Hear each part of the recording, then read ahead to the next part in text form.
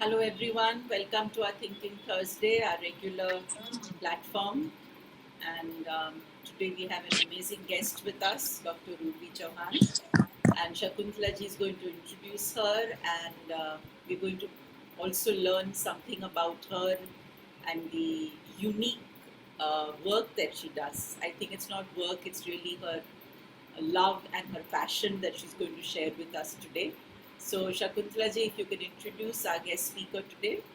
Sure, thank you, ma'am. Dr. Urvi Chauhan is with us, and Dr.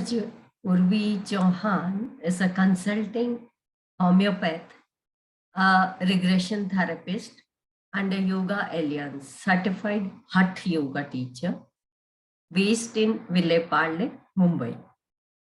She has been practicing homeopathy since more than 2 decades now. 20 साल कुछ कम नहीं होते हैं किसी भी field में, तो ये एक काफी अच्छा बड़ा अरसा है इनके लिए. Integrating all these help her to help others arrive at source level solutions for their issues at holistic level. सही में किसी इंसान को पूरी तरह समझने में जितने ज्यादा टूल्स आपके पास होते हैं उतना आसान होता है. She has learned her regression therapy from masters Dr. Newton and Dr. Lakshmi. She also facilitated online meditation sessions by name Sakshi as well as Kabir, where she takes participants on mystical musical musing followed by meditation. She authors book Poetic Whispers. इन्होंने 2 किताब तो लिखी हैं, जिसमें से एक है Poetic Whispers that publishes her poems and co-authors a book. एक और उनकी बुक है, उसका नाम है From Treating to Transforming, Choose Homeopathy for Your Children. She is associated with Isha Foundation since 2016 and is actively participating for projects aiming at environment rejuvenation like Kaveri Calling, Save Soil Movement, और इससे ज्यादा और भी बहुत कुछ है doctor Urvi Chauhan के बारे में. और उससे ज्यादा हम लोग ये जानना भी चाहेंगे आपसे कि आपको सडनली इंटरेस्ट कैसे आए. होम्योपैथी डॉक्टरशिप अपने आप में एक वाइट कोट पहन के एक कॉलर्ड टाइप जॉब है. ऐसे में आप किस तरीके से म्यूजिक, और वो भी स्पेसिफिक कबीर का म्यूजिक, ये खिंचाव आपको क्यों और कैसे आया, ये भी हम आपसे जानना चाहते. Sure. So first of all, thank you so much to introduce me with such a humble ways, and thank you so much Ma Trupti Ma for inviting me today, and thank you all of you to be present today. मजा आएंगे आज साथ में करेंगे. तो ये मुझे जहाँ तक मेरी जर्नी याद है, जब मैं छोटी थी मुझे हमेशा से ही पता है कि मैं ना एक अलग सी होती थी. मतलब I was never a person कि मैं सबके साथ जैसे उन लोग को चाइल्डहुड होता है वो, मैं हमेशा एक मैच्योर सी रहती थी पहले से ही.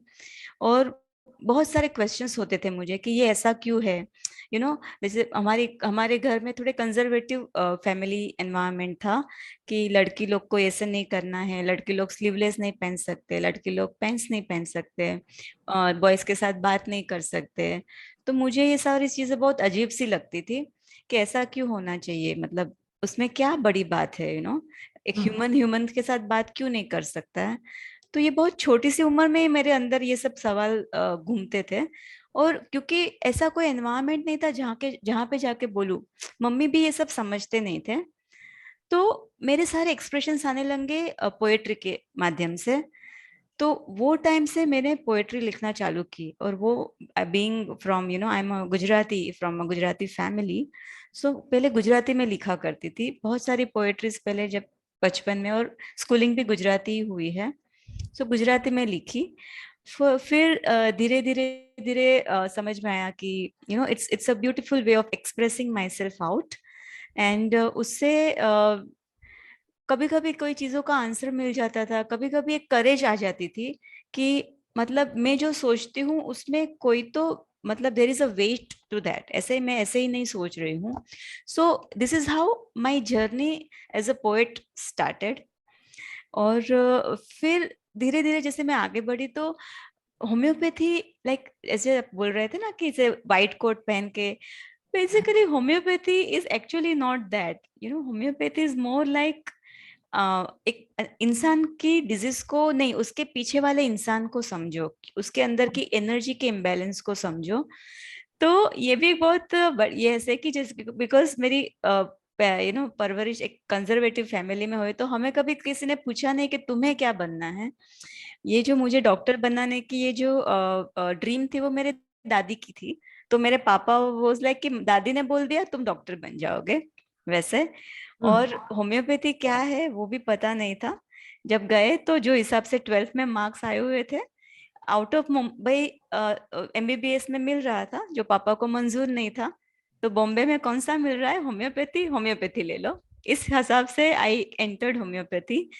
और जब मैं आज when I look back I really thank I really thank my grandmother and my father, because yes हम लोग को कभी पूछा नहीं गया, बट जो भी हुआ I am really thankful. Homeopathy is such a beautiful art and science.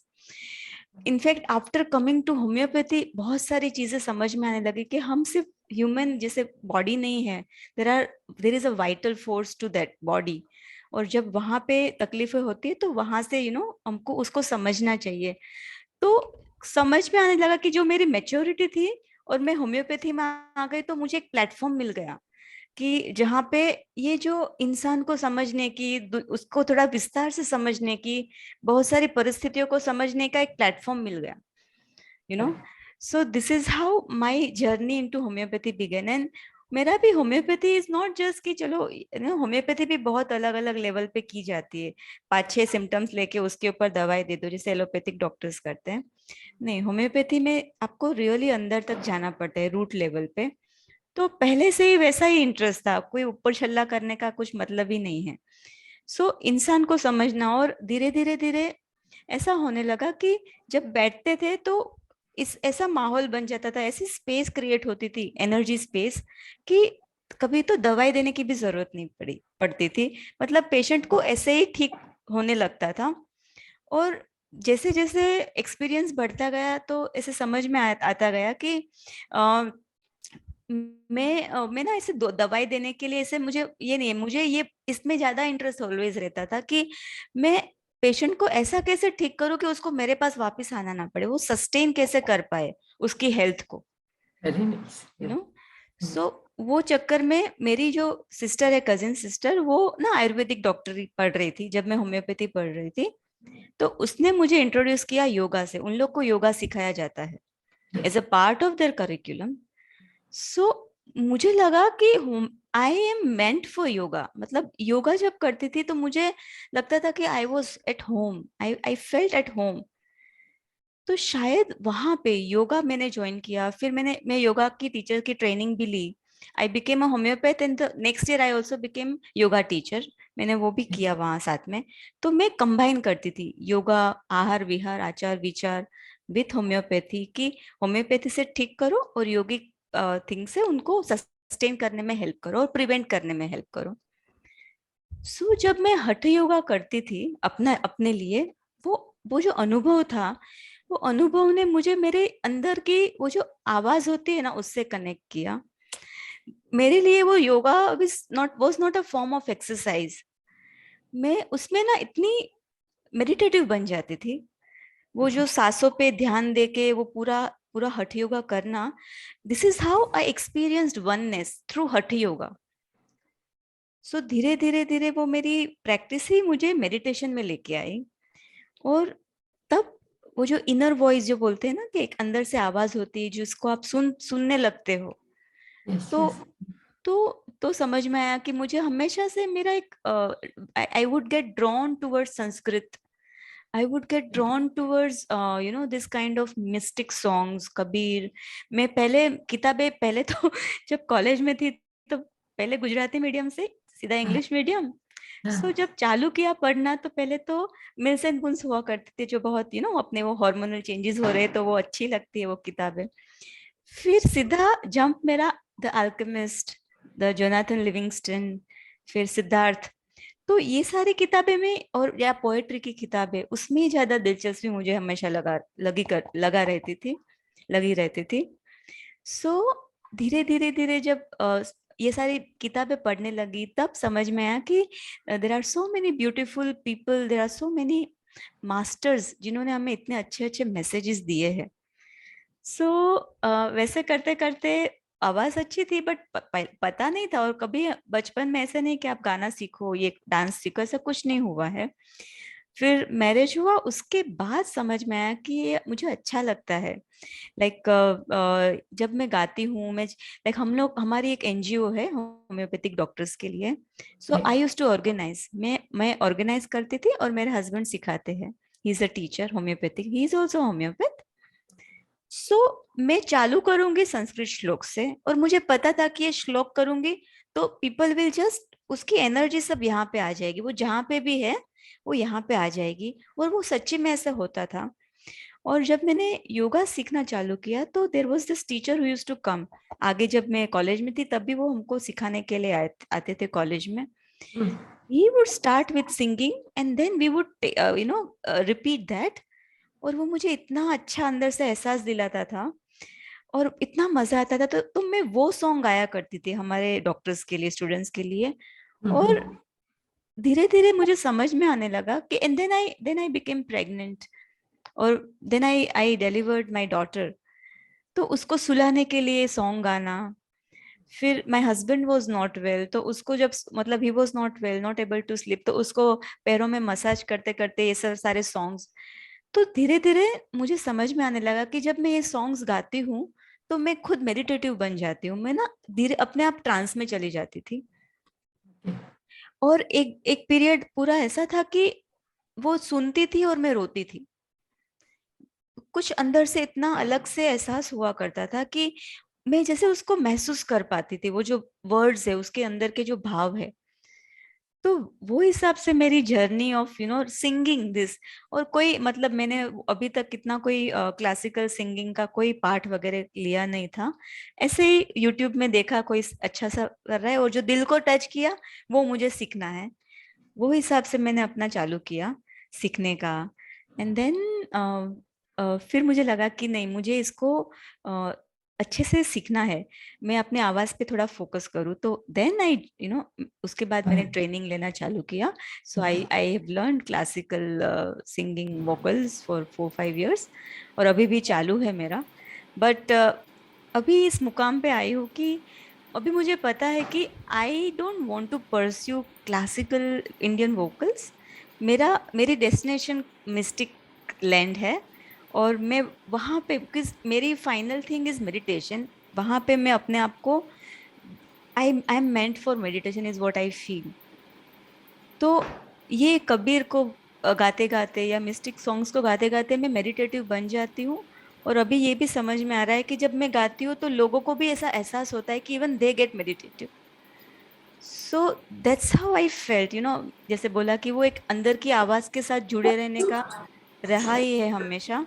सो अंदर से एक प्रेरणा है कि अभी चालू करो, this is the way to help and help people involve. Because अगर मुझे मेडिटेशन में लोगों को जोड़ना है तो मेरे पास जो की है वो ये है, वो मेरी नेचुरली आती है। It's a part of me, मुझे उसमें एफर्ट्स नहीं लगाने पड़ते। I just do it and it happens. और एक्चुअली मैं ये आपको बताने वाली थी आज कि जैसे वो होते ना कि हम स्कूल में होते हैं तो एक होते कि वो जो फर्स्ट रैंकर्स होते, लाइक फर्स्ट बेंचर्स होते हैं, और एक जो होते हैं वो जो बैक बेंचर्स होते हैं, लास्ट बेंचर्स होते हैं। तो मैं ना मिडल बेंचर हूँ। मतलब ना तो मैं फर्स्ट हूँ ना तो लास्ट हूँ, ना तो मुझे उम्मीद है यहाँ पहुँचने की कि यहाँ पहुँचने की। आई एम वेरी हैप्पी यहाँ पे। तो आई नो दैट मैं को इतनी अच्छी सी गायिका नहीं हूँ, बट जब मैं गाती हूँ कबीर, ऐसा लगता है कि मैं नहीं गा रही हूँ, मैं कहीं, मैं कोई कुछ मेरे अंदर से कोई और ही गाना, मतलब गाता होता है। और वो कनेक्शन है ना, वो मुझे ट्रांस में लेके जाता है। सो वो एक प्रेरणा, और उसके साथ चालू हुई कबीर की journey. So this is how Beautiful, it's a very Gurvi. primitive state, I would say, but I'm enjoying it. No, it's very beautiful, Gurvi. और जब तुम बोलती भी हो ना, explain भी कर रही हो, तो I'm feeling so filled with love for you. You know, it's so beautiful. And you know, like संगीत और सम. So through संगीत तुम सबको सम में ले आती हो. और मुझे लगता है ये सबसे सुंदर बात है. So let's start. Gurvi, start करते हैं बेटा. ठीक है? Yeah. Okay. Yes. इनफैक्ट संगीत मुझे एक फ्रीडम का एहसास दिलाता है, और वो फ्रीडम में मुझे ऐसे नहीं लगता है कि मुझे कहीं बंधना है, ये सीख के वो सीख के. मुझे मिस्टिक सॉन्ग से फ्रीडम मिल जाता है वो वहाँ पे जाने का. So that's how you know I relate to mystic songs. Yes. So yes, let's start with Kabir. So Kabir चालू करने से पहले, उसको सिंग करने से पहले पहले कबीर जी को थोड़ा जानते हैं.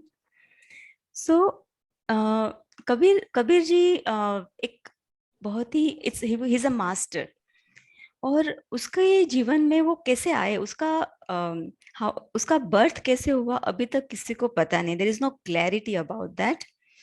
तो ऐसे माना जाता है कि वो शायद 13वीं सदी के पोएट है, बट फिर भी देयर इज नो क्लैरिटी. सम से 15वीं सदी के है, सम से 14 की सदी में, but majority of the people believe that he is a poet from 13th century. So वो आए कैसे? There is no lineage of parenthood. उनका कोई पेरेंट्स कौन थे अभी तक किसी को पता नहीं है. सो एक जो कपल था, ये बात है वाराणसी की, काशी जैसे हम समझते जानते हैं. सो काशी में कपल रहा करता था, नीमा और नीरू, और उनकी कोई संतान नहीं थी. तो एक बार और नीरू को बहुत, मतलब उन दोनों को तड़प थी एक बच्चे की, बट हो नहीं रहा था. और वो एक मुस्लिम फैमिली और वीवर फैमिली, बुनिये थे दोनों. तो एक बार उन लोग कहीं गए थे और वापस आ रहे थे. सो वापस जब आ रहे थे तो एक बहुत बहुत गर्मी थी वो टाइम पे. तो उनको पानी की प्यास लगी, तो पानी पीने के लिए वहां के बाजू में जो पॉन्ड था वहां से पानी लाने के लिए चले गए नीमा. और वहां पे एक बच्चे की आवाज सुनाई दी. तो जाके देखा तो एक बच्चा था, एक कमल के पत्ते के ऊपर एक बच्चा बच्चा पड़ा है और उसके वो रो रहा है. तो उसने उठाया बच्चे को और देखा कि कोई है आजू बाजू, ये बच्चे का कोई है, but there was nobody. So he waited, they waited for some time. और फिर जब कोई आया नहीं तो दोनों को अंदर से आवाज आई कि ये हमारे लिए आया है. And then they adopted him. So this is how he came to life, is how we all know about Kabir. और उसका नाम रखा गया Kabir. And the Kabir means master. उनको पता नहीं था कि ये बड़ा मास्टर बनने वाला है, बट उनके गुरु ने उनको बोला कि इसका नाम कबीर रखो. उसमें भी there are you know like conflicts है कि कहाँ से आया, but finally they named him Kabir. तो the story that that goes beyond this is what I want to bring today. कि जितने कबीर जस्ट लाइक साईं बाबा, उनका कुछ क्लैरिटी नहीं है, ऐसे ही कबीर का भी कुछ हमें पता नहीं है वो कैसे आए. तो जिस हिसाब से हम उसके जो सॉन्ग्स है, उसके वर्सेस है, जिसके अंदर ना एक अंडर करंट सा होता है. मैंने लास्ट टाइम भी बताया था कि जो जो वाक रचना है, उसके नीचे जाना पड़ता है उसकी वाक रचना को समझने के लिए, उसके गहराई को समझने के लिए. तो जितने वो मिस्टिकल है, वैसे ही कबीर जी की लाइफ भी मिस्टिकल है. तो उसकी लाइफ की जो एक ये मिस्टिकल कहानी से चालू करना चाहूंगी कि उनके जो गुरु थे, मतलब कबीर जी थे, वो he was a mistake, he was a devotional.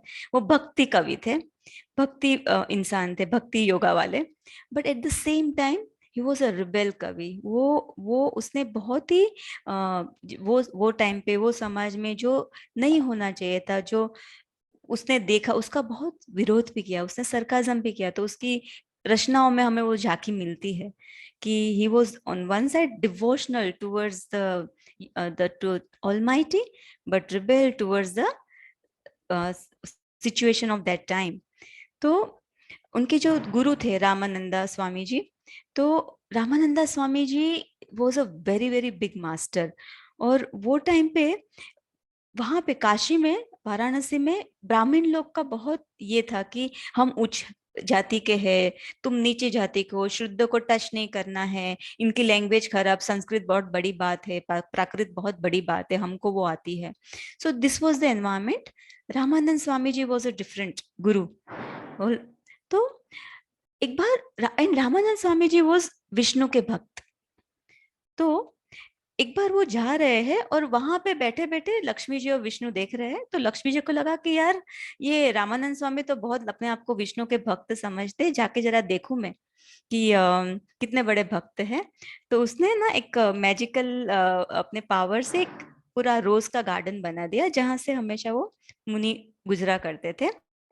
और मुनि आए तो ही सॉ दैट वाओ, इतना ब्यूटीफुल सा गार्डन अचानक कहाँ से आ गए, सब इतने बड़े बड़े फाइन रोजेस बने हुए हैं। तो उसने एक रोज तोड़ा और वो आगे चले गए। तो लक्ष्मी जी एकदम एकदम तेज गुस्से वाले होके वो उसके हाथ से वो छीन के लेके आए और विष्णु को बोला कि देखो आपका भक्त बड़ा बना बैठा है और उसको ये भी पता नहीं कि रोज को तोड़ना नहीं चाहिए, ऐसे थोड़ी ना कोई रोज को तोड़ता है, गुलाब को तोड़ता है। तो विष्णु ने बोला कि उसने मेरे लिए ही तोड़ा था, वो सीधा मेरे चरणों में डालता, मेरे पास आ जाता, और तुम इतना बड़ा सफर करके मेरे पास वापस लेके आई, क्या फायदा हुआ। And then Lakshmi ji felt very bad कि यार मैंने आज क्या कर दिया, इतने मेरे इतने बड़े भक्त है विष्णु जी के, उसके साथ ऐसा किया। तो शी फेल्ट कि मुझे प्रायश्चित करना है। तो विष्णु सेड दैट ये इतने बड़े संत है, उसको ये जो संत है उसकी लाइट है, उसकी जो ज्योति है, उसको फैलाने वाला उसका शिष्य भी ऐसा ही मास्टर होना चाहिए। तो आज ये जो फ्लावर जो आपने मुझे ला के दिया है, ये फ्लावर को मैं कन्वर्ट कर दूंगा एक बच्चे के रूप में, और ये बच्चा बनेगा कबीर। और इस हिसाब से उसने वो बच्चा कबीर जी को बनाया और उसने फिर उसको बहती वहां पे छोड़ दिया। दिस इज हाउ नीमा और नीरू को मिला। This is one of the story, there are many stories, because as I said कोई क्लैरिटी नहीं है, this is one of the story. So ऐसे ही मिस्टिकल बहुत सारी कहानियां कबीर जी से जुड़ी हुई है। तो आज वो सभी में नहीं जाके आज का अपना पहले चालू करते हैं। कबीर जी का एक बहुत ही ब्यूटीफुल सा ये सॉन्ग है। मैं स्क्रीन शेयर कर लूं? Yeah, just a minute. Huh? I'll Okay. just get you to become the co-host. Yeah. Yes.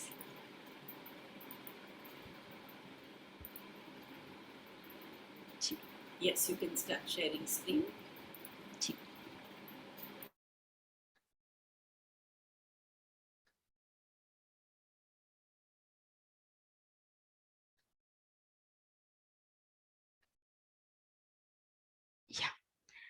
दिखाई दे रहा है ना? ठीक है ना? हाँ जी, if you do the slideshow and then we can only see the single slide. अब यहाँ पे मुझे साइड में भी स्लाइड्स दिखाई दे रही है। Sure, I'll do ऊपर that. क्लिक करके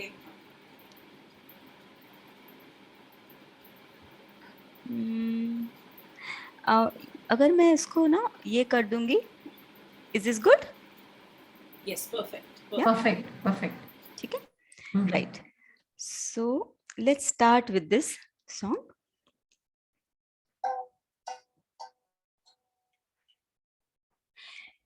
अब जब मैं चालू करूंगी, ये एक मेरी पोएम है, ये पोएम से चालू करना चाहूंगी।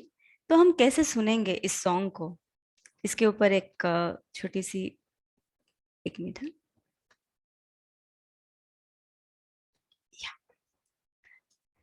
So allow it to first pull you in its warm embrace, then allow it to enter you, the song I'm talking about.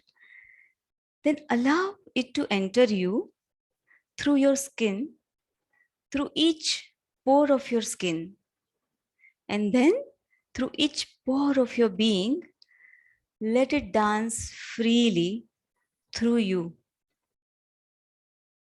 Surrender. Once this happens, surrender, just surrender.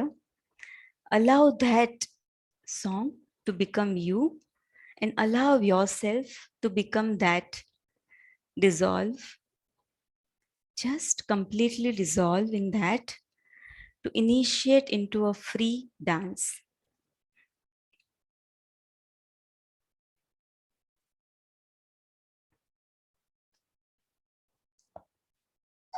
सो ये जो चालू करूंगी, उसके जो पहले जो मुखड़े हैं ये बुल्ले शाह जी के हैं.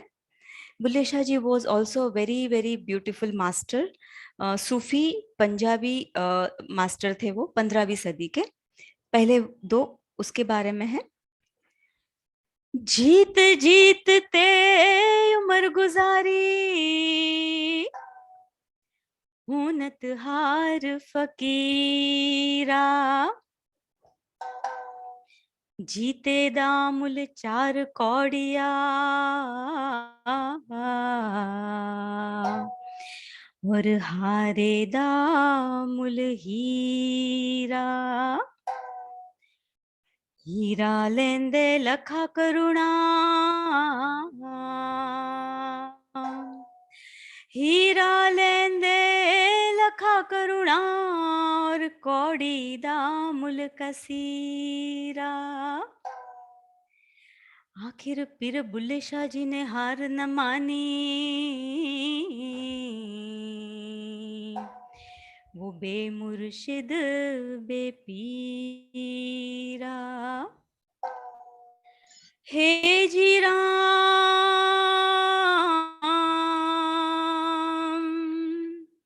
कबीरा तुम्हारा भला और जीतन दे संसार.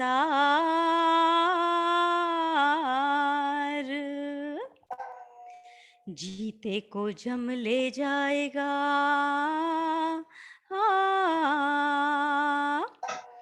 और हारा हरि के द्वार.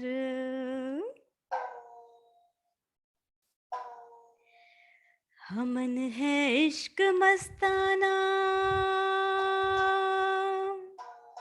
हमन को होशियारी क्या.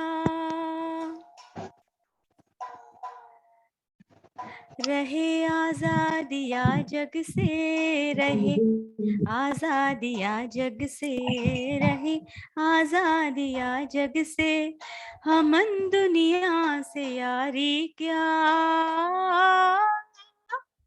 हमन है इश्क मस्ताना, हमन को होशियारी क्या. जो बिछड़े हैं प्यारे से, भटकते दर बदर फिरते.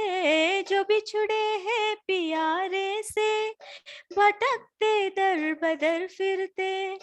हमारा यार है हम में, हमारा यार है हम में. हमन को इंतजारी क्या. हमन है इश्क मस्ताना, हमन को होशियारी क्या. ना पल बिछुड़े पिया हमसे, ना हम बिछुड़े प्यारे से. ना पल बिछुड़े पिया हमसे, ना हम बिछुड़े प्यारे से. उन्हीं से नेह लागे है, उन्हीं से नेह लागे है. हमन को बेकरारी क्या. हमन है इश्क मस्ताना, हमन को होशियारी क्या. कबीरा इश्क दाना दा, दुई को दूर कर दिल से. कबीरा इश्क दामादा, दुई को दूर कर दिल से. जो चलना राह नाजुक है, जो चलना राह नाजुक है. हमन सर बोझ भारी क्या. हमन है इश्क मस्ताना, हमन को होशियारी क्या, रहे आजादिया जग से, रहे आजादिया जग से, रहे आजादिया जग से, हमन दुनिया से यारी क्या, हमन है इश्क मस्ताना, हमन को होशियारी क्या, हमन है इश्क मस्ताना, हमन को होशियारी क्या, हमन को होशियारी क्या, हमन को होशियारी क्या।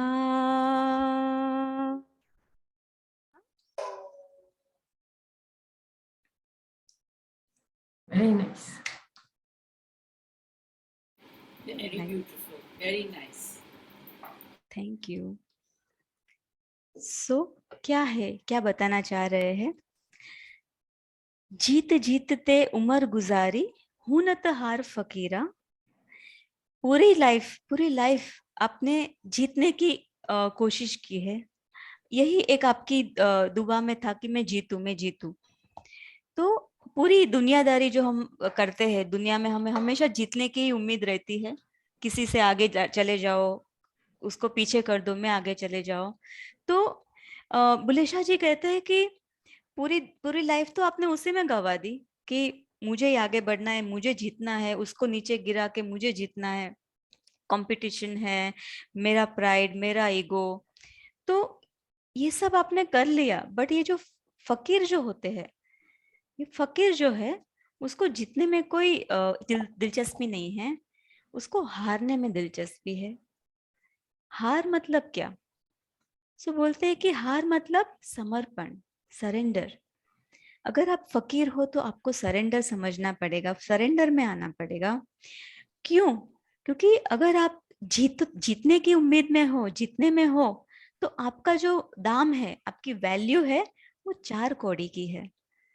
जो लैंड जहां से हम आते हैं और जहां पे वापस जाएंगे, वो दुनिया में, वो लैंड में, अगर आप अपनी तुलना, अगर आपकी वैल्यू लगाई जाएगी, तो आपकी 4 कौड़ी की है। अगर आप हमेशा जीतने की तरस में हो, बट जो हारेगा उसका दाम हीरे के जैसा है। फिर वो आगे बढ़ते हैं, कहते हैं हीरा लेन दे लखा करोड़ा। मतलब ये हीरा जो 1 मिलियन रुपए के बराबर है, और कौड़ी कुछ नहीं, कौड़ी का कुछ पत्थर की जैसी, कौड़ी दामुल कसीरा। और फिर पुल्ले शाह जी कहते हैं कि अगर तूने हार मानना नहीं सीखा, तूने सरेंडर नहीं सीखा, तूने समर्पण भाव नहीं सीखा, तो वो बेमुर्शिद बेपीरा, मतलब तू अपने जीवन को ऐसे ही गवा देगा। You will be the most unfortunate person on this planet, on earth. तो बेमुर्शिद का क्या मतलब है?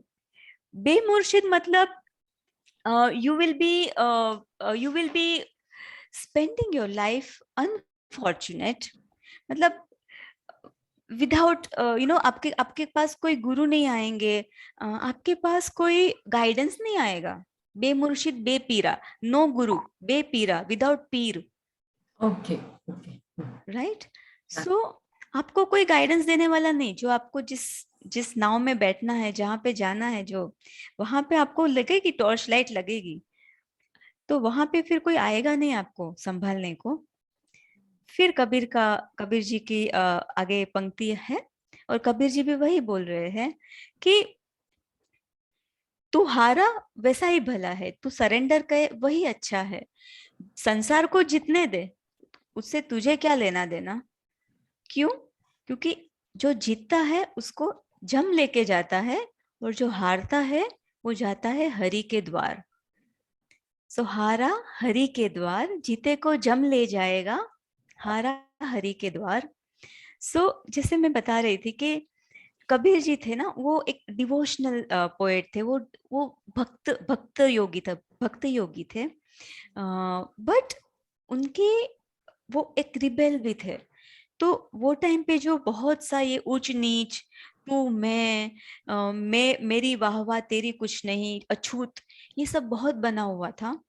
तो उनको लगा कि अब हमेशा अगर आप मेरी बात बड़ी, मैं ही बड़ा, अगर उसमें रहोगे तो आपकी कीमत एक कौड़ी की जैसे भी नहीं रहेगी। जब आप वहां पे जाओगे, जब वहां पे जाके आपको आंसर देना होगा, तो उसके लिए आपको ये भाव में आना पड़ेगा, एक समता भाव में आना पड़ेगा, एक सरेंडर भाव में आना पड़ेगा। सो अगर आप समर्पित भाव में आओगे, समता में आओगे, वो वाले कि तू भी मैं भी एक, हम लोग सब एक एक, इक्वालिटी में आएंगे, और फिर सरेंडर, तो ही आप आगे उम्मीद है आपके लिए, वरना आपके लिए कोई रास्ता नहीं है, आपकी कौड़ी जैसी भी कीमत नहीं, और फिर डेथ के द्वार ही जाओगे आप, हरि के द्वार आपके नसीब में नहीं है। सो व्हेन वी अंडरस्टैंड इसका रिलेवेंस हमारे जीवन से, सो वो टाइम पे जो ब्राह्मण का जो पूरा चल रहा था, उसको लेके कबीर जी ने जो बोला, आज भी हम रिलेट कर पाते हैं कि हमारा, अगर हम बचपन से ही देखें तो हमारा पूरा कंडीशनिंग ही ऐसा होता है कि तुझे फर्स्ट आना है, तो फर्स्ट क्या आगे तो आई, मतलब उसके पीछे तो तेरा कुछ ये ही नहीं है। तो हमेशा ना हमको ऐसा ही सिखाया जाता है कि you have to win over somebody, you have to win over, win over, win over. और वो एक कंडीशनिंग, फिर वो धीरे धीरे एक आदत बन जाती है कि हमें ऊपर चढ़ना है किसी और को पाड़ के, किसी और को नीचे, और हमेशा जीतना ही है। बट उसमें क्या हो जाता है कि इसके पीछे, उसके पीछे हम ये भूल जाते, एक तो ये कि जिसने हमें सिखाया वो भी इग्नोरेंट वाले, वो भी इग्नोरेंट थे, उनको भी पता नहीं कि हम सब एक कंप्लीट बीइंग है, अहम ब्रह्मस्मि, जैसे आपने बताया कि वी आर ब्रह्मन। और वही अनुभव के लिए हम वापस यहाँ पे आए हैं अर्थली प्लेन में। तो ये तो हम भूल गए हैं, और ऊपर से हम अपने बच्चे को भी उसी में डाल देते हैं, वही इग्नोरेंट जीवन में डाल देते हैं।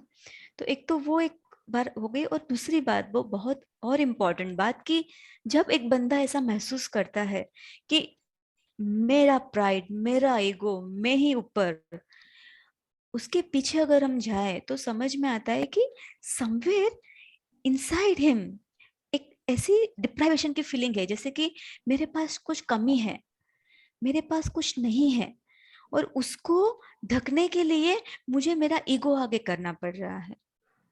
So it is anyways not healthy, even in the not, अगर हमें आध्यात्मिक लेवल पे ना देखना और अपने सांसारिक लेवल पे भी देखना हो, तो ये हमें हमेशा, कितना भी हम ऊपर चले जाए, कितना भी हम जीत ले, देर इज एन एम्प्टीनेस, वो एम्प्टीनेस बनी रहेगी हमारे अंदर, क्योंकि उसका जो रूट है वो ऐसा है कि मेरी सेल्फ एस्टीम ही नहीं है, मेरी खुद की नजर में मैं कुछ नहीं हूँ।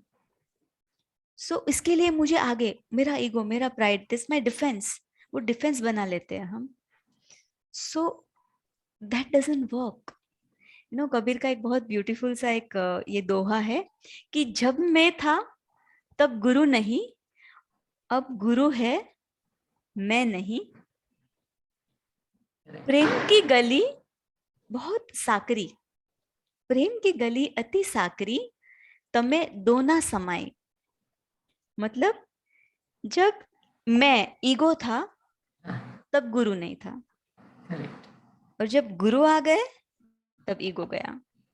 क्योंकि जो प्रेम की, जो डिवोशन की जो लेन है बहुत ही नैरो है, और उसमें ईगो और गुरु दोनों नहीं आ सकेंगे, या तो ईगो आएगा या तो गुरु आएंगे, या तो डिवोशन आएगा या तो ईगो आएगा।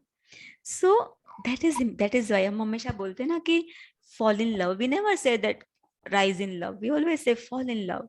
सो कुछ अगर मेडिटेशन भी करते तो हमें फॉल होना पड़ता है, वी हैव टू सरेंडर हमारे ब्रेथ को, तब जाके आप अपनी नथिंगनेस के साथ, वननेस के साथ जुड़ पाते हैं।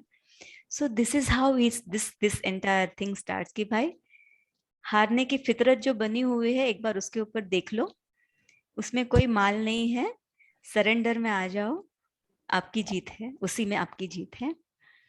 और ये क्यों करना है, क्योंकि जब हमें अपने अंदर के डिविनिटी को, अहम ब्रह्मस्मि को अगर पाना है, तो पहले सरेंडर होना है, वो भाव में आना है।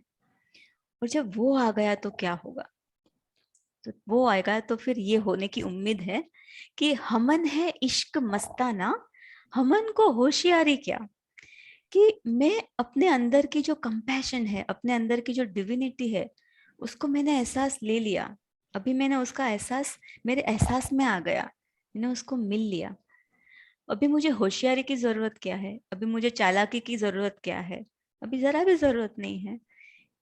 फिर तो अगर ये हो गया तो आई विल बी, रहे आजादी आ जग से, हमन को दुनिया से यारी क्या। अगर ये परिस्थिति में, अंदर वाली परिस्थिति में अगर मैं आ गया या आ गई, तो मैं आजाद बन जाऊंगी, फ्री हो जाऊंगी। फिर कोई कंपटीशन नहीं, कोई तेरा मेरा नहीं, कोई ड्युअलिटी नहीं, कोई भेदभाव नहीं, क्योंकि मैंने अपने अंदर के सही स्वरूप को जान लिया और समझ लिया कि how complete I am.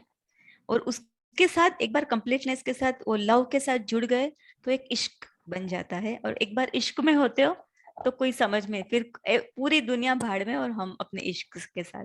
We all know that, right? So that's how he starts. फिर होशियारी की जरूरत नहीं। Then next Kabir ji says, जो बिछुड़े हैं प्यारे से, भटकते दर बदर फिरते। मतलब कि जो अपने प्यारे से, जो अपने लवर से बिछड़ गए हैं, उसको दर बदर भटकना पड़ता है। पर मेरा क्या है? मेरा तो यार मेरे में ही है, हमारा यार है हम में। मेरी जो लव है, मेरे राम है, मेरी डिवोशन है, मेरे डिविनिटी है, वो मेरे ही अंदर है। मुझे किसकी इंतजारी? अभी इंतजारी भी खत्म हो गई, you know. So this is what he says that, Kabir ji का ये जो ब्यूटीफुल सा दोहा है कि दौड़त दौड़त दौड़ियो जहां लागी मन की दौड़, दौड़ था कि मन स्थिर हुआ तो वस्तु थोर की थोर।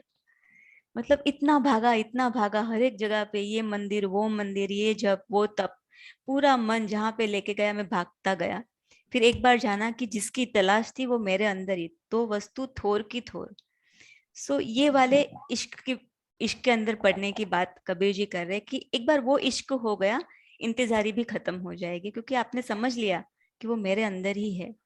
नाउ ये relevance to our our people. But जब कबीर जी ने ये लिखा तो वही वही वो बोल रहे हैं कि ब्राह्मण जो है वो, मतलब वैसे तो बोल रहे हैं कि हम ब्राह्मण हैं, हमको ये आता है, संस्कृत आता है, हम बड़े हैं, और बाहर भटक रहे हैं। मतलब उनको लगता है कि भगवान को ये यज्ञ करने से या जप तप करने से या ये सब श्लोक करने से मिल जाएंगे। बट दैट मीन्स कि आपने अपने अंदर की जो रियल आत्मन है उसको पहचाना ही नहीं है, इसके लिए आप भटकते रहते हो। And the next song stanza he says that, ना पल बिछुड़े पिया हमसे, ना हम बिछुड़े पियारे से। मतलब एक बार वो लगन लग गई, एक बार वो इश्क हो गया, फिर ना तो मैं अपने पिया को छोड़ने वाला हूँ, ना तो मेरे पिया मुझे छोड़ेंगे। अब हम वो वननेस में आ गए हैं। और जब वो वननेस में आ गए तो अगर उससे नैन लड़ गए तो फिर बेकरारी भी खत्म हो जाएगी, हमेशा के लिए। ये एक इंस्पिरेशन है। कबीर जी हमें इंस्पिरेशन दे देते हैं कि देयर इज अ पॉसिबिलिटी कि आप हमेशा कितना भी आगे बढ़ो, एक अगर अंदर से एम्प्टीनेस महसूस करते हो, अगर कनेक्शन नहीं है, अगर लगता है कि वॉइड है, so this is a time that you should look with in. क्योंकि जिसको बाहर ढूंढते हैं हम, वो अंदर ही है, सिर्फ वहां तक जाना है। ये एक इंस्पिरेशन दे के जाते हैं Kabir. And the last part is like a jewel of this entire thing. Kabira इश्क का मादा, दुई को दूर कर दिल से। मतलब अगर तुझे ये इश्क में पढ़ना है तो दिल के अंदर की जो ड्युअलिटी है उसको दूर करनी पड़ेगी। ऊंच नीच, राग द्वेष, मोह माया, बड़ा छोटा, ये सारी जो ड्युअलिटी है, अगर उसमें से हम ट्रांसेंड करके आएंगे तो हम वननेस को पा लेंगे। बट उसके लिए क्या है कि वो जो राह है, इट्स वेरी डेलिकेट। जो चलना राह नाजुक है, हमन सर बोझ भारी क्या, कि अगर आप सर के ऊपर बड़ा सा बोझ लेके फरोगे, ड्युअलिटी को लेके फिरोगे, तो ये राह में आप नहीं जा पाओगे। तो ये ड्युअलिटी को छोड़ना है और ये जो भार लेके खड़े हो, ये सारे भार को हल्का करना है, तो वो राह में जा पाएंगे, तो इश्क में फॉल कर पाएंगे, और तो फिर बेकरारी भी खत्म, इंतजारी भी खत्म. So this is what Kabir ji says in this beautiful song, हमन है इश्क मस्ताना, I am drunk on the divine love. या Very nice, very nice. Very, very nice. Very nice. Beautiful. सो आज का जो लास्ट वाला पार्ट है, तो हम बहुत सारे, हमन सर बोझ भारी क्या.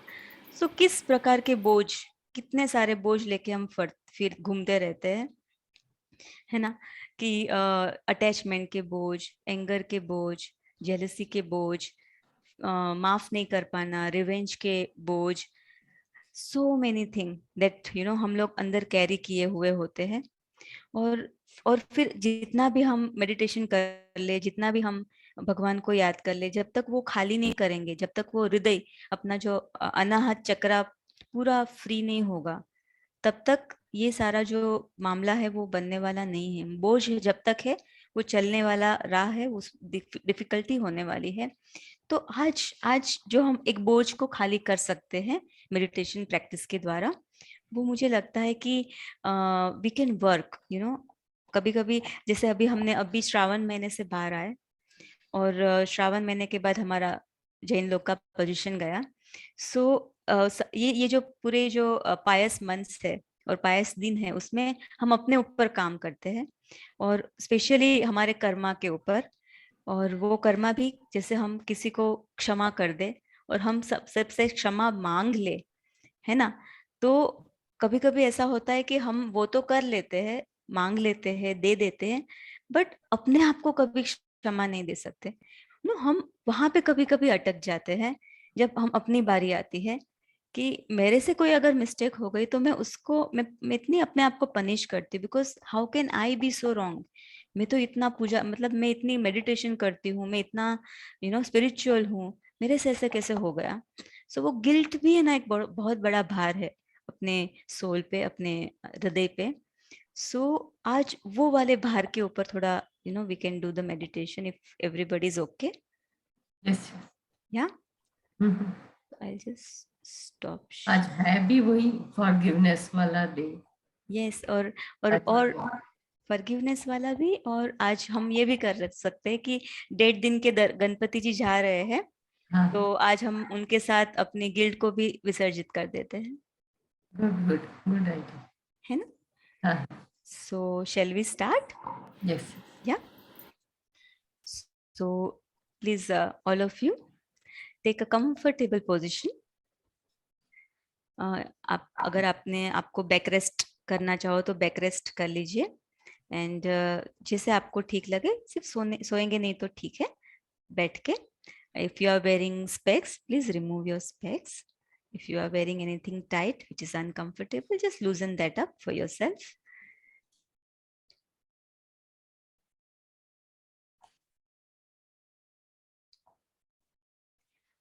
And now हल्के से, धीरे से अपनी प्यारी सी आंखों को जेंटली बंद करेंगे,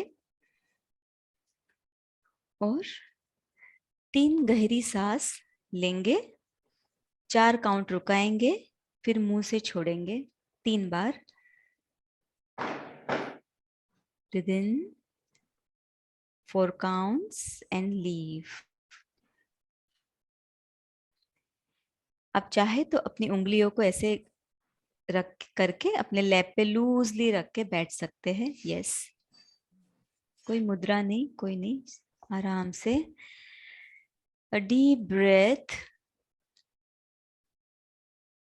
from the nose, wait for 4 counts and release from your mouth.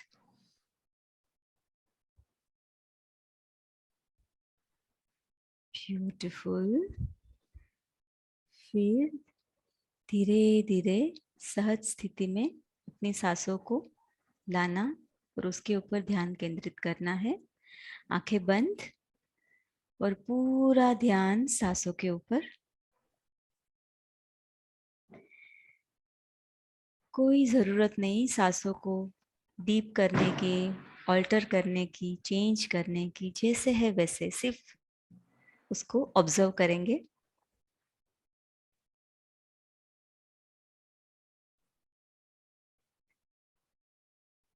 Observe your breath.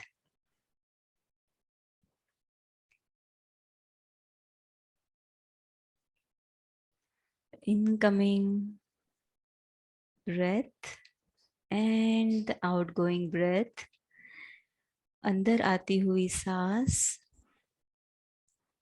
और बाहर जाती हुई सांस।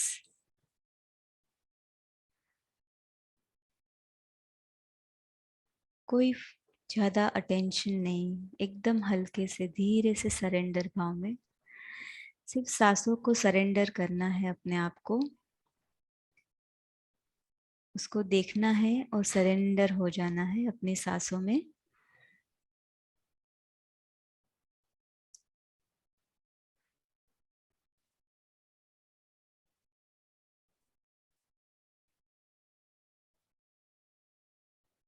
जैसे जैसे सांसों के ऊपर गहरा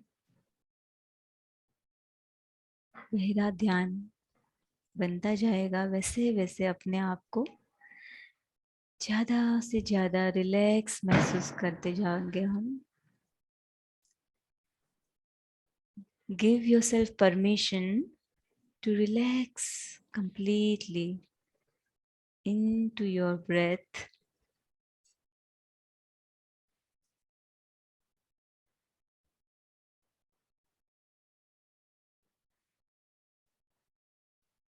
आती हुई सांस और जाती हुई सांस।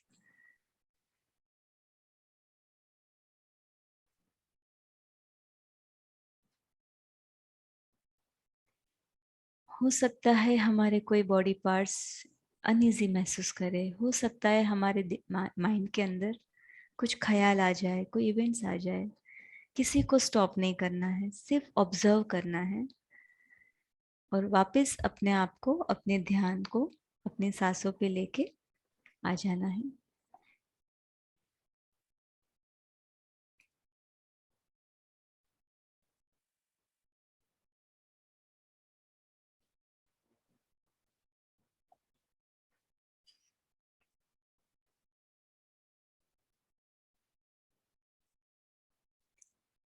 अभी कोई और नहीं, सिर्फ मैं और मेरी सांस।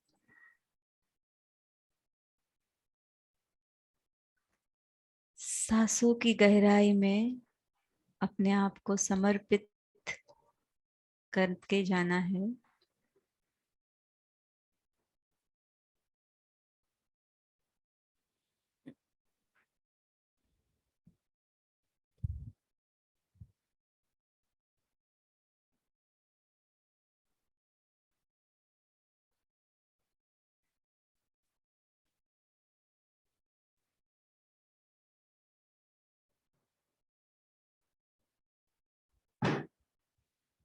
और जैसे जैसे आप सांसों की गहराइयों में उतरते जाएंगे, अपने आप को बिल्कुल हल्का फुल्का महसूस करते जाएंगे। Allow yourself to relax completely into your breath.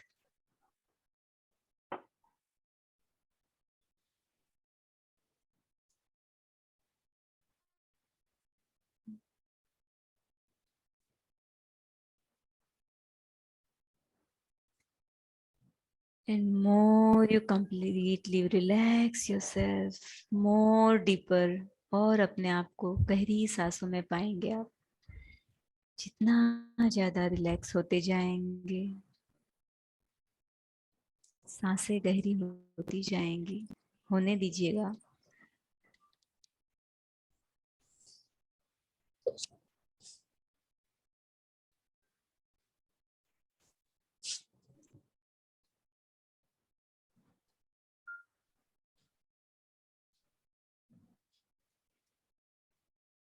और जिस स्थिति में आप पहुंचे हैं, वहां पे अपने आप को एक ब्यूटीफुल से फॉरेस्ट में, ब्यूटीफुल नेचर वाली स्पेस में, जहाँ पे आपको अच्छा लगता है, जो आपके दिल के बिल्कुल करीब है, अपने आप को वहां पाएंगे आप। विजुलाइज करना है अपने आप को एक सुंदर सी प्राकृतिक जगह पे, जो आपके दिल को ठंडक पहुंचाती हो।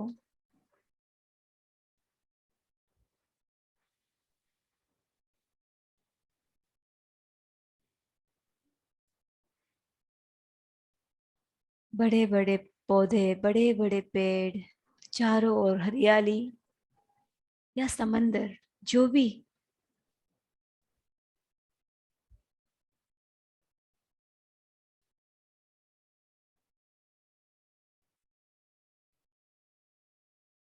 एहसास में एहसास को मिलाते जाना है वो ब्यूटीफुल सी जगह का आपके ऊपर, वो ठंडी हवा की लहर का आपकी स्किन के ऊपर। और जैसे जैसे आप वो गहराइयों में, उसकी सुंदरता की गहराइयों में जाएंगे, आप अपने आप को और बिल्कुल हल्का फुल्का महसूस करते जाएंगे। Allow yourself.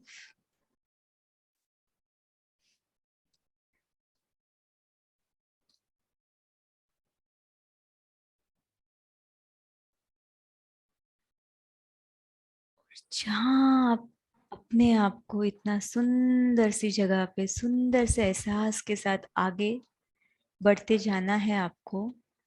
और आप कदम पे कदम रखते हुए अंदर की ओर, वो जगह में अंदर की ओर अपने पैरों को लेके चलते हैं आगे। और वहां पे एक कोने में कोई आपका इंतजार कर रहा है, और आपकी नजर वहां पे जैसे ही ठहरती है, आप देखते हैं अपने गार्डियन एंजल को, आपकी fairy angel waiting for you, smiling with all her love and compassion towards you. Give yourself permission to meet your guardian angel, your fairy angel.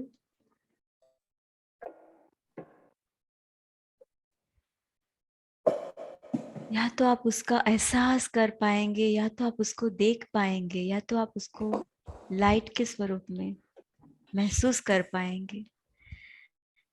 अपने आप को अलाउ कीजिए, अपने हार्ट को खोल दीजिए वो एनर्जी को महसूस करने के लिए।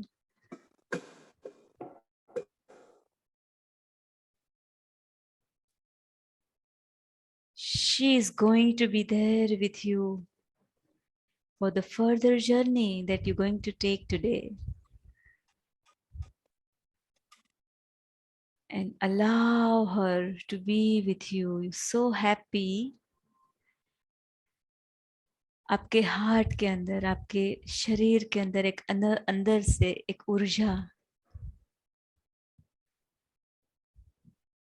वो ऊर्जा जो आपको अंदर से वार्मथ, लव्ड फील कराती है, करेज, स्ट्रेंथ देती है। अपने आप को अलाउ करेंगे वो ऊर्जा से ऊपर से नीचे तक पूरा अपने आप को उसमें एनवेलप होते हुए देखेंगे आप। Wow, such a beautiful experience. एहसास करिए कैसा लगता है वो लाइट के अंदर, वो एनर्जी के अंदर, वो गार्डियन एंजल की एनर्जी, लव आपको ऊपर से लेके नीचे तक पूरा रैप करके वार्मथ दे रही है। Feel that for yourself.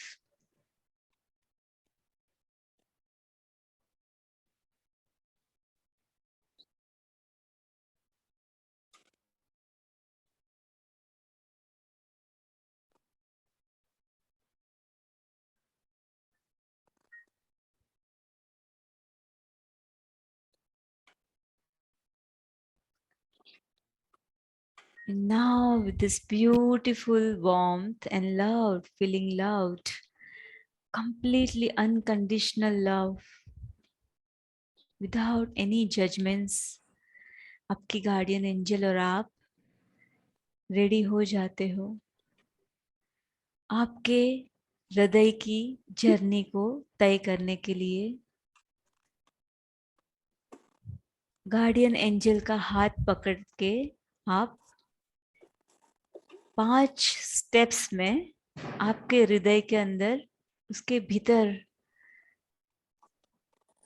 उतरने वाले हैं।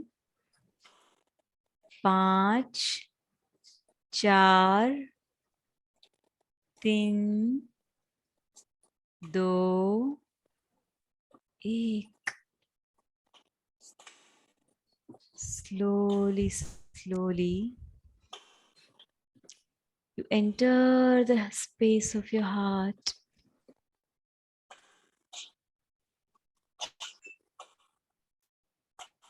And there you see yourself sitting in one corner, filled with guilt.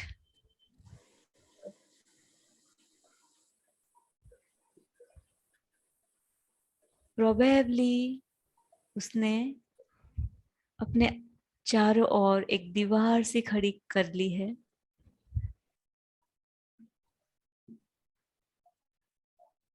Allow yourself to be helped by your guardian angel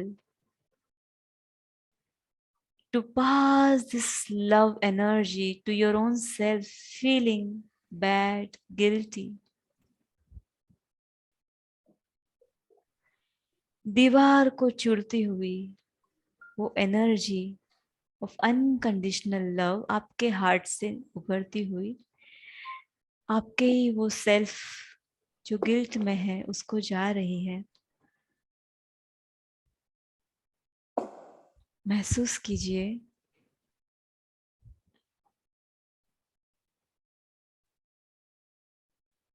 और वो कनेक्शन से आपकी वो गिल्ट वाली सेल्फ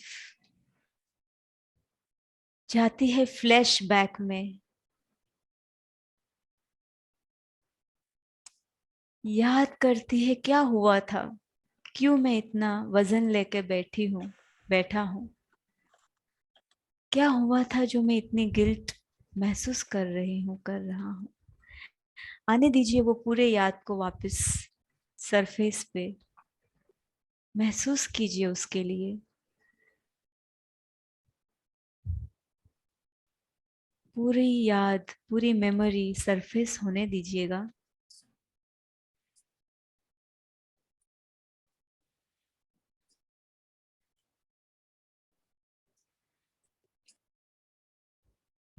जो भी हुआ, जैसे भी हुआ, और उसकी वजह से जो भी हृदय में लेके बैठे हैं आपकी गिल्ट सेल्फ, उसको वो सारे एहसास को वापस जीने दीजिएगा, वापस सरफेस पे आने दीजिएगा। तनाव, गुस्सा, भारीपन, अपने आप को कम महसूस करना, गुस्से में पनिशमेंट वाली एहसास आने दीजिएगा उसको ऊपर, जो भी महसूस हो रहा है उसको। Because feeling is healing. Allow it to feel. सब उसने दबा दिया है अंदर।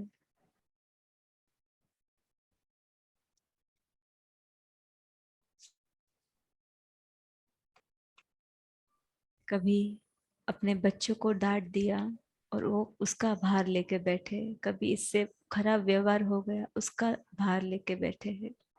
क्या क्या भार लेके बैठ जाते हैं। देखिए क्या है आप जो आप लेके बैठ गए हो, आने दीजिएगा उसको बाहर। रोना भी आ सकता है, रो लीजिएगा, कुछ रुकना नहीं है आज। गुस्सा आए उसको ब्लो करना है आज, आने दीजिएगा उसको भी बाहर। So okay to feel what you are feeling.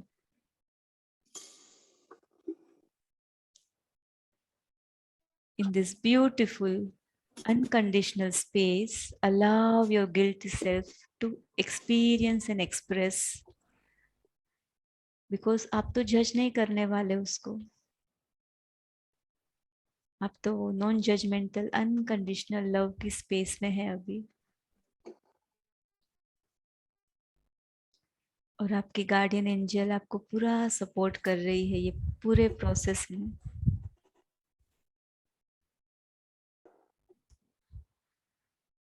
Beautiful. बता दीजिएगा अपने आप को, आपकी जो सेल्फ है जो गिल्ट महसूस कर रही है, कि it's okay, I accept you, I forgive you. बता दीजिए इट्स ओके, हम परफेक्ट नहीं होते, हमेशा हो जाती है, गलतियां हो जाती है, इट्स ओके। उसी से हम सीखेंगे, उससे हम सीखना चाहेंगे, उसी से हम सीखना है।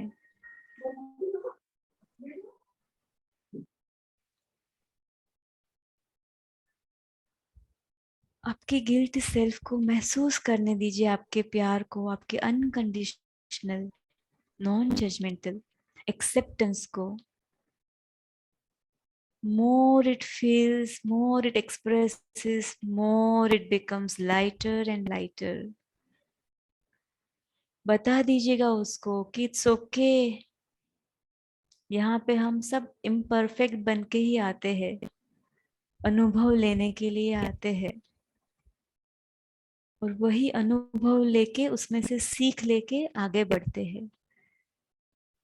कोई भी अनुभव खराब और बुरा नहीं होता।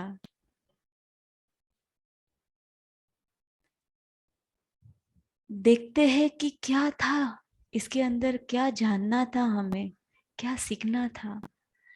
ये बाहर लेके बैठ गए और वो भी चला गया।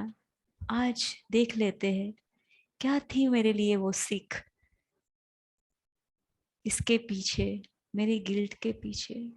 देख लीजिएगा ये ब्यूटीफुल सी स्पेस में क्या है वो इंसाइट, वो लर्निंग आपके लिए।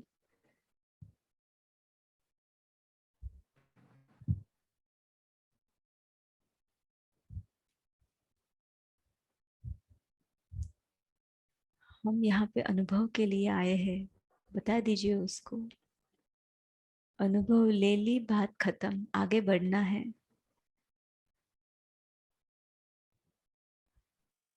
Allow that self feeling guilty and now being felt it completely and understood. उसने अभी जान लिया है राज को, क्यों आता है ये सारा अनुभव। Allow that self to be wrapped with this beautiful energy जो गार्डियन एंजल से आपको भी मिल रही है, उसको भी मिलती जा रही है। वो जैसे जैसे वो हल्का हो रहा है, हल्की हो रही है।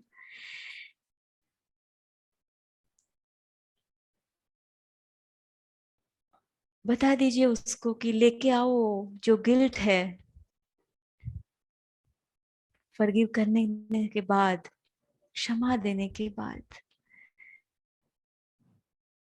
उसको मदद करनी है वो गिल्ट को एक शेप में कन्वर्ट करने को। कोई भी शेप जो उसको वो चाहे उसको कन्वर्ट करने दीजिए। उसको कोई कलर देना चाहे उसको कलर दे देंगे वो।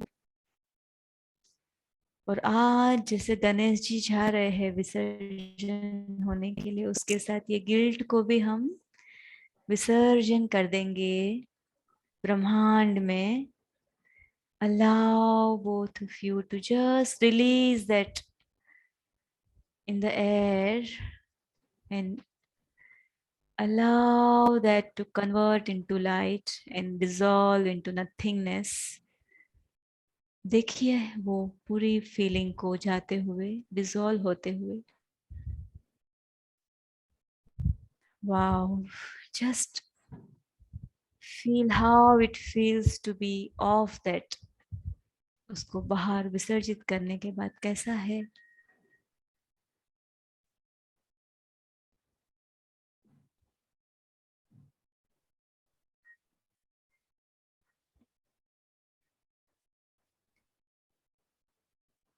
और जैसे ही वो विसर्जित होती है वो दीवार भी गिर जाती है अपने आप, एक कांच की तरह पूरा क्रम्बल होते जमीन पे गिर गई है वो दीवार।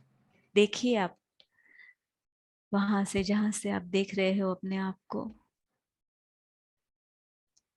और धीरे धीरे वो आपकी सेल्फ आती है आपके पास। आप उसको गले लगाते हो। Just tell yourself, I love you, I love myself, I accept myself with all the imperfection.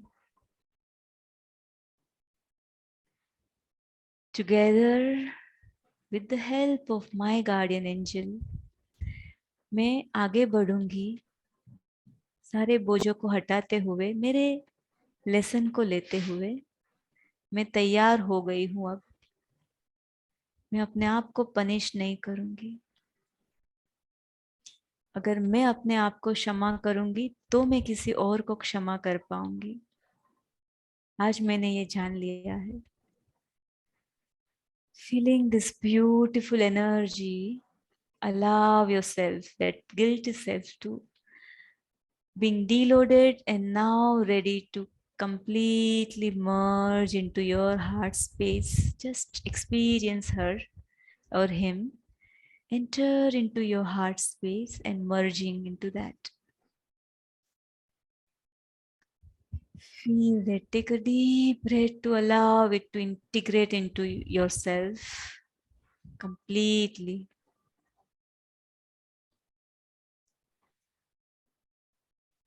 Feeling light and filled with fresh love energy, you are now ready to say goodbye and thank you to your guardian angel.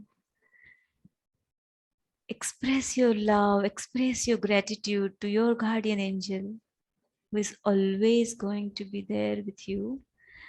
She also merges into your heart. वो आपके heart में समा जाते हैं। अनुभव कीजिए उसको।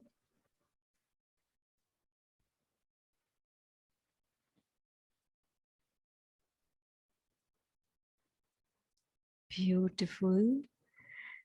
And now, with this beautiful feeling light and loved, you are getting ready to come out in 5 steps from the space of your heart. 5, 4, 3, 2, 1. Shunya. Come back to here and now. Keeping your eyes closed, feel your palms, rub them together and put them over your eyes. Feel the warmth, feel the warmth. And when you are ready, you can open your eyes and you are back here and now.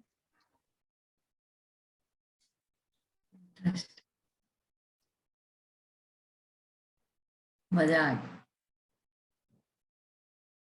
Right. So ये था। अगर किसी को अपना अनुभव share करना हो, अगर किसी को कोई क्वेश्चंस पूछना हो। Oh very relaxing. मेरे को तो बहुत मजा आ गया आज मेडिटेशन वाला करके। It was beautiful, Urvi. I think the Really choice of enjoyed. words was lovely. शब्दों का जो एक फ्लो था, it was really beautiful. Took you really deep. Thank you, Ma. Thank you so much. We have some people here. किसी को पूछना है कुछ या अपना एक्सपीरियंस शेयर करना है, प्लीज गो अहेड। एनीबॉडी? मैंने तो बहुत एंजॉय किया आज। मुझे लग रहा है Maybe- आपकी आवाज से एकदम रिलैक्स्ड हो गया। हाँ, maybe it was very much needed. Yes. So अब हमारे पास आज 10 लोग हैं because of Ganesh Chaturthi. Yes. Anybody Yes. would like to share their experience? Please go ahead. आपको अपने आप को अनम्यूट करना पड़ेगा, अपना वीडियो ऑन करना पड़ेगा और शेयर करना पड़ेगा. So, anyone?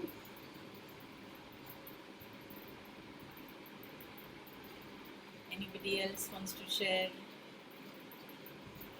Ankur.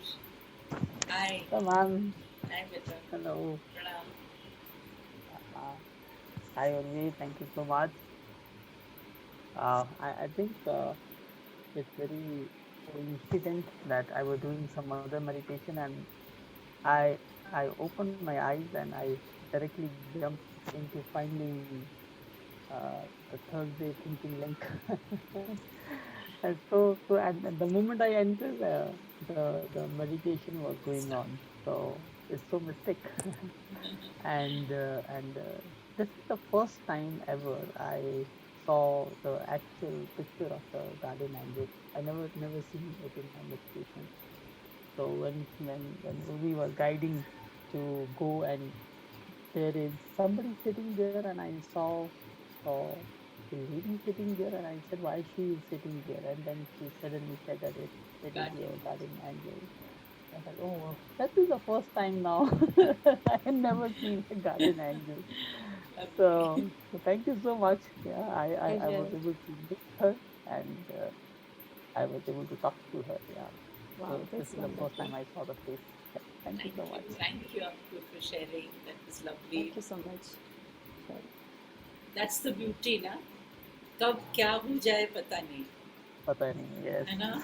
I mean, तुमने Yes, लिंक देखा, क्लिक किया, एंटर किया, you know, kind of it was meant to be. Kind of synchronicity Yeah. ऐसे काम करती है.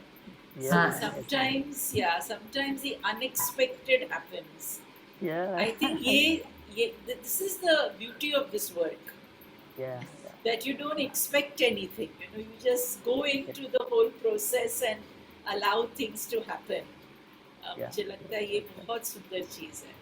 और Just trust. उर्वी की guidance और like I said, the choice of words, you know, slowly जो उसने उस चीज़ को progress किया, I think that was really nice. And I actually did it with my eyes open. I had my eyes open and I was just, you know, allowing myself to enter that space. And I felt so good just listening to her voice, you know. Yeah, very soon. And I was also watching her face. तो मुझे इतना अच्छा लग रहा था उसकी smile, and you know the way her face was very quiet, very calm. बहुत अच्छा लगा. I said उर्वी का face इतना calm है. Let me just focus on her face, you know, and listen to her voice. तो मुझे इतना अच्छा लग रहा था.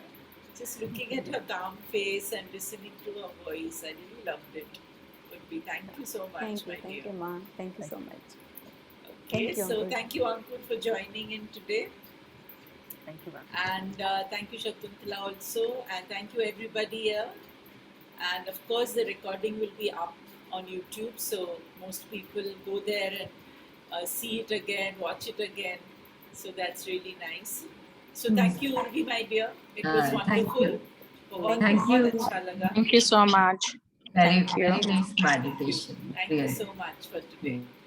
Thank you, everybody, and Bye. keep coming on Thursday to join our platform and listen to some amazing speakers every Thursday. Urvi, something else you want to say, Beta, before we end? नहीं, thank you everybody to be here, and I उम्मीद करती हूँ कि थोड़ा अंदर से हल्का कुछ फॉरगिवनेस कुछ हुई हो अपने लिए. और ऑफ कोर्स एक बात मैं डेफिनेटली कहना चाहूँगी कि ये सेल्फ फॉरगिवनेस क्यों ज़रूरी है. कभी कभी हमें लगता है कि अगर हम अपने आप को अगर माफ़ नहीं करेंगे वो बात के लिए, हम वही चीज़ के लिए दूसरे को भी माफ़ नहीं कर पाते.